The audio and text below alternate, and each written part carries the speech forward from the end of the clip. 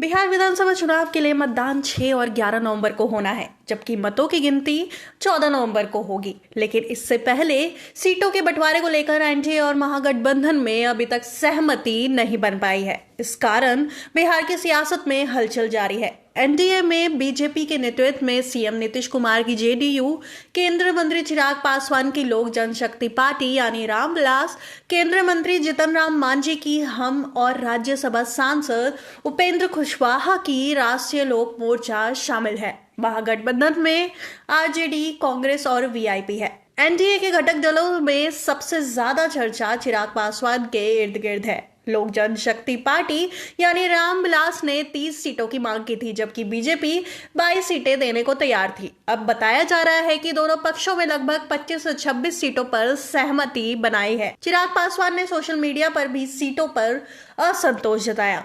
हम के संस्थापक और केंद्रीय मंत्री जीतन राम मांझी ने भी सीट बंटवारे को लेकर अपनी नाराजगी जताई। उन्होंने कहा कि उनका दल कम से कम 8 सीटें जीतना चाहता है, जबकि 2020 में उन्हें 7 सीटें दी गई थी और 4 पर जीत दर्ज हुई थी। बीजेपी ने हमको इस बार 10 से अधिक सीटें देने से इनकार किया। उपेंद्र कुशवाहा के लिए भी सीट बंटवारे का मामला चुनौतीपूर्ण रहा। हालांकि उन्होंने हाल ही में नरम तेवर अपनाए और बातचीत को जारी रखने की बात कही। उनकी पार्टी 7 सीटों की मांग कर रही है। महागठबंधन में भी सीट बंटवारे को लेकर तनाव है। आरजेडी नेता तेजस्वी यादव और वीआईपी प्रमुख मुकेश सहनी के बीच देर रात बैठक हुई, लेकिन कोई परिणाम नहीं निकला। सहनी कथित तौर पर 20 सीटों से कम मांगने को तैयार नहीं है, जबकि आरजेडी, कांग्रेस और वामपंथी दल केवल 12 से 15 सीटें देने के पक्ष में है।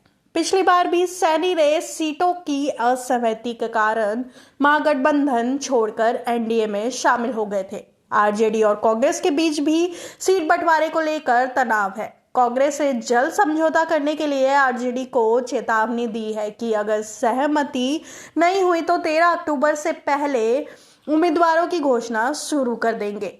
विशेषज्ञ मानते हैं कि बिहार में जाति समीकरण और गठबंधन मजबूरी हर दल के लिए अहम है। कोई भी पार्टी अपनी मजबूत पकड़ वाले वोट बैंक को खोना नहीं चाहती। एनडीए में पिछड़े और दलित वोटर अहम भूमिका निभा रहे हैं। वहीं महागठबंधन में वीआईपी और आरजेडी के गठबंधन से सीटों का समीकरण चुनौतीपूर्ण हो गया है। इस स्थिति में चिराग पासवान, जीतन राम मांझी, उपेंद्र कुशवाहा और मुकेश सहनी के फैसले बिहार चुनाव 2025 के राजनीति समीकरण तय करेंगे। सीटों के बंटवारे पर विवाद और असहमति के कारण बिहार में चुनावी मैदान में राजनीतिक हलचल और ड्रामे बढ़ गए हैं। इस बीच एनडीए और महागठबंधन दोनों ही दल अपने वोट बैंक और गठबंधन सहयोगियों को संतुष्ट करने के लिए सख्त बातचीत और रणनीति अपनाने पर जोर दे रहे हैं। इस चुनाव में सीट बंटवारे का फॉर्मूला तय होना निर्णायक साबित होगा, क्योंकि इसके आधार पर ही उम्मीदवारों की सूची और चुनावी रणनीति तैयार होगी। बिहार विधानसभा चुनाव में सीट बंटवारे पर अभी भी चल रही खींचतान ने